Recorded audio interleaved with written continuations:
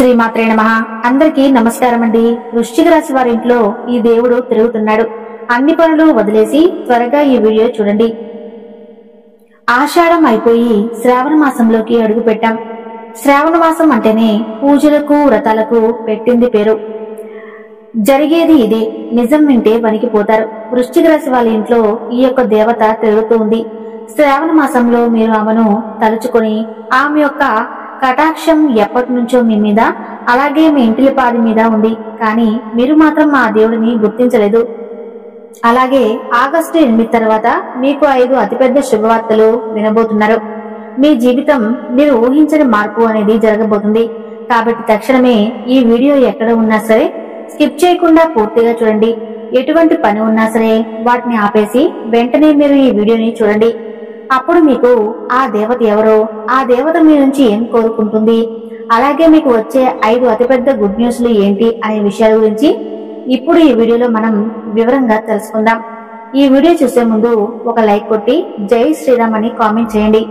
Friends, మొదటిగా మనం వృశ్చిక రాశి వారి గురించి మాట్లాడుకోవాల్సి ఉంటుంది. విశాఖ నక్షత్రం 4వ పాదం, జ్యేష్ఠ నక్షత్రం 1, 2, 3, 4 పాదాలు మరియు అనురాధ నక్షత్రం 1, 2, 3 పాదాలలో జన్మించిన వారు వృశ్చిక రాశికి చెందుతారు. వృశ్చిక రాశికి అధిపతి కుజుడు. రాశి చక్రంలో వృశ్చిక రాశి 8వది. లక్షణ రీత్యా ఈ వృశ్చిక రాశి స్థిరమైనది. అనగా ఈ రాశి వారి అంచనాలు, నిర్ణయాలు ఖచ్చితంగా ఉంటాయి. ఊగిసలాడే ధోరణి వీరిలో మనకు పెద్దగా కనిపించదు. వృశ్చిక రాశి వారు మంచి ఆకర్షణీయమైనటువంటి రూపాన్ని కలిగి ఉంటారు. చూడటానికి అందంగా ఉండటమే కాదు, ఇతరులు చూడగానే వారి కష్టాలను వీరితో పంచుకుంటారు. వృశ్చిక రాశి వారు మిత్రత్వాన్ని కోరుకుంటారు. ప్రతి విషయాన్ని చాకచక్యంగా ఆలోచించి తెలివిగా నిర్ణయాలు తీసుకుంటారు. అలాగే ఈ వృశ్చిక రాశి వారు ఎవరైతే ఉన్నారో వీరు ఇతరుల విషయాలు మనసులో ఉన్నది బయటపెట్టరు, గోప్యంగానే ఉంచుతారు.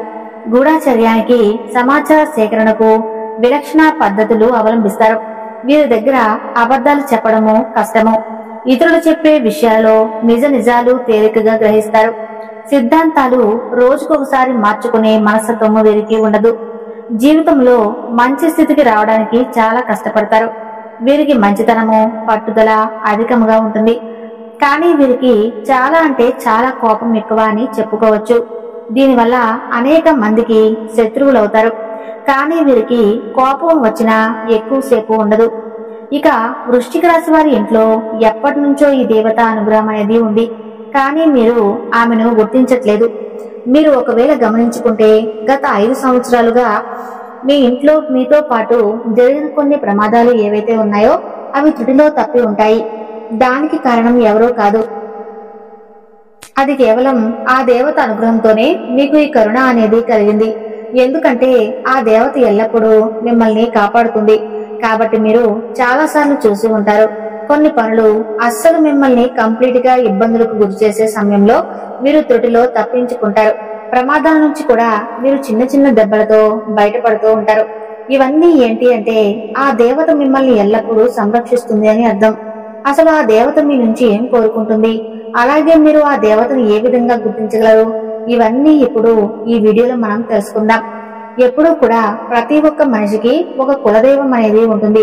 కానీ ఈ రోజుల్లో ఎవరికి కూడా వాళ్ళ కులదైవం గురించి ఏమాత్రం కూడా ఐడియా అనేది ఉండటం లేదు. ఎప్పుడైతే ఇంట్లో ఉన్న పెద్దవాళ్ళు మనకి చాలా చక్కగా, అలాగే మన ఊర్లో ఎక్కడైతే మనం ఉండేవాళ్ళమో అక్కడ కులదైవానికి సంబంధించిన ఏదో ఒక చిన్న గుడి కానీ లేదంటే మందిరం కానీ ఉండేది. కానీ ఈ రోజుల్లో ప్రతి ఒక్కరూ సిటీ లైఫ్ లో బతుకుతున్నారు. అలాగే వాళ్ళు ఏమాత్రం కూడా ఇటువంటివన్నీ అస్సలు పట్టించుకోవట్లేదు. మీకు ఇవన్నీ ఎప్పుడూ కూడా మీరు మంచిగా ఆరాధించుకోవాలి. ఇక ఇప్పటి వరకు అయితే ఈ వృశ్చిక రాశి వారు ఆర్థికంగా ఎంతో నష్టపోవటం జరిగింది. అంటే ఈ రాశి చక్రంలో అన్నిట్లోకి 12 రాశుల్లోకి చూసుకున్నట్లయితే ఆర్థిక పరంగా చాలా ఎక్కువ నష్టపోయింది మాత్రం ఖచ్చితంగా ఈ వృశ్చిక రాశి వారు అని చెప్పుకోవచ్చు. కానీ ఈ రాశి వారు ఆర్థికంగా నష్టపోయినట్లుగా ఏ రాశి వారు నష్టపోలేదు. కానీ వీరు ఇంకా ఆ నష్టం నుంచి తేరుకోలేకపోయారని కూడా మనం గమనించుకోవచ్చు. దీనికి కారణం మన కులదైవాన్ని మర్చిపోవటం. కులదైవాన్ని కానీ మీరు మర్చిపోతే మాత్రం మీకు చాలా రకాలైనటువంటి ప్రాబ్లమ్స్ అనేవి క్రియేట్ అవుతాయి. మనకి ఆ కారణం అనేది తెలియక సతమతమవుతూ ఉంటాం. ఎందుకు మనకి ఎప్పుడు ఈ విధంగా జరుగుతుంది అని మనం ఆలోచనలో పడిపోతాం.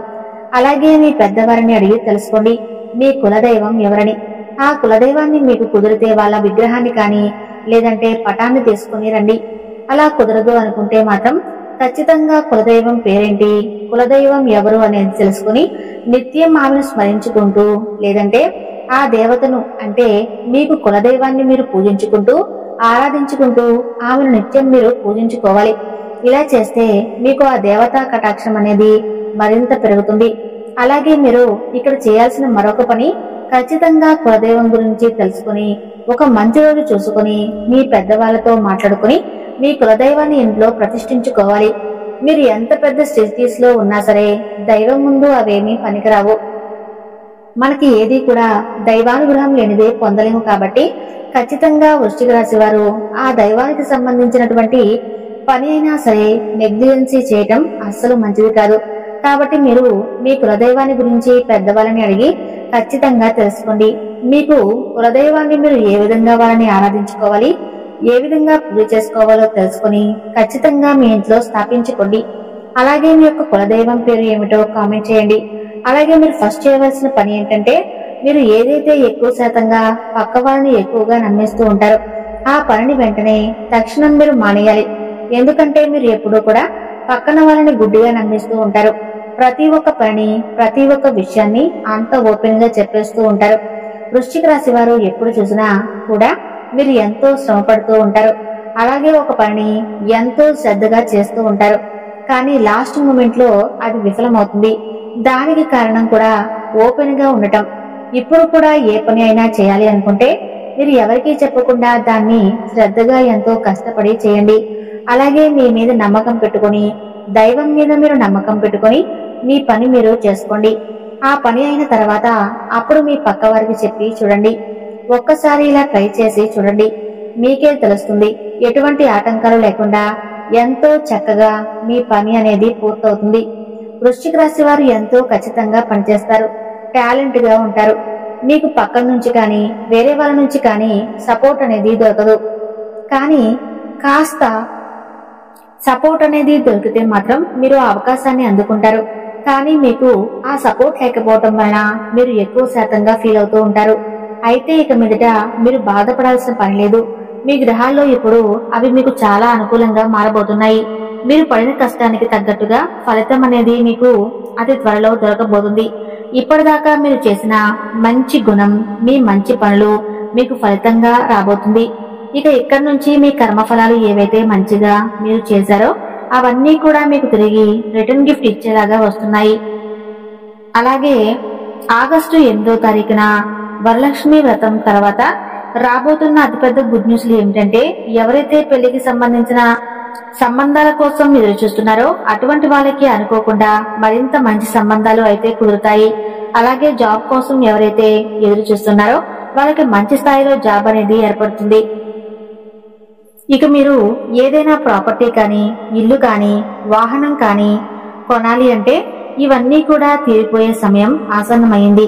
అలాగే స్టూడెంట్స్ ఎవరైతే ఉన్నారో ఎంతో కష్టపడి చదువుకుంటారు, ఎగ్జామ్స్ అనేవి రాశారు, అలాగే విదేశాల స్టడీ కోసం అప్రోచ్ అయ్యారు. ఈ సమయంలో మంచి అనేది మీకు స్టార్ట్ అవుతుంది. ఇక మీ హెల్త్ కు సంబంధించిన కొన్ని విషయాల్లో అయితే జాగ్రత్తగా ఉండాలి.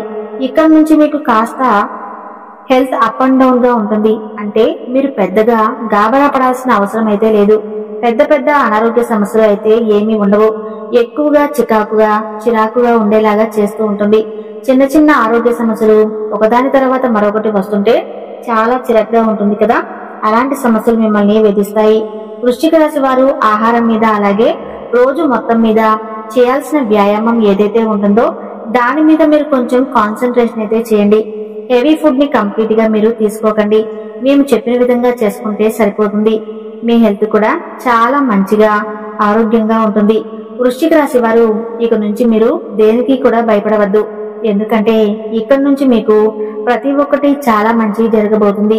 మీరు చేయవలసిందల్లా కేవలం మీ కులదైవాన్ని ప్రసన్నం చేసుకుంటే సరిపోతుంది. మీ కులదైవానికి ధూపం, దీపం, నైవేద్యం ఇలా నిత్యం ప్రతి ఒక్కటి పెట్టుకుని ఆ దేవతను ఆనందపరచండి. తద్వారా మీ లైఫ్ ఇట్టే మారిపోతుంది.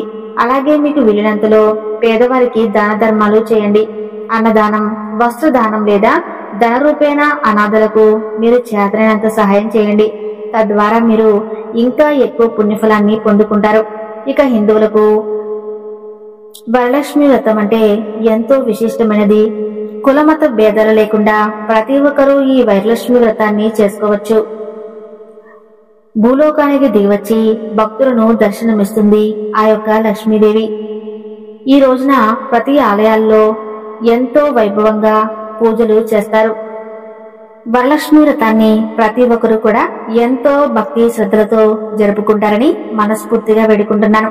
అలాగే శ్రావణ మాసంలో కల్లా మీ ఇంట్లో కులదేవత ఎవరో తెలుసుకొని ఆ దైవాన్ని స్మరించుకొని ధూపం దీపం నైవేద్యం పెట్టుకుంటారని మనస్ఫూర్తిగా ఆశిస్తూ ఇంతటితో ఈ వీడియోని ముగిస్తున్నాను. తప్పకుండా ఈ వీడియో మీకు నచ్చితే లైక్ చేసి సబ్స్క్రైబ్ చేసుకోండి.